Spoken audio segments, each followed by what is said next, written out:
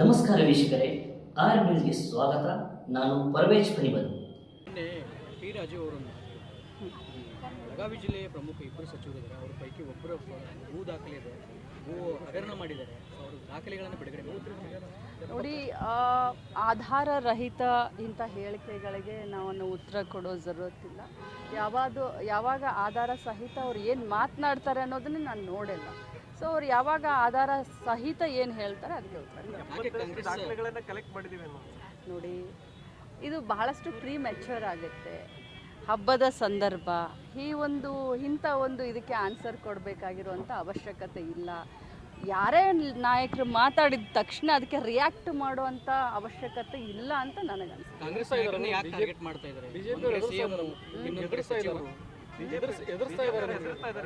ಯಾರಿಗೂ ಹೆದರೋದು, ಬಗ್ಗೋದು, ಜಗ್ಗೋದು ಇಲ್ಲ ಅಂತ ನಾನು ಹೇಳಿದ್ದೀನಿ, ನಮ್ಮ ಮುಖ್ಯಮಂತ್ರಿಗಳು ಹೇಳಿದ್ದಾರೆ.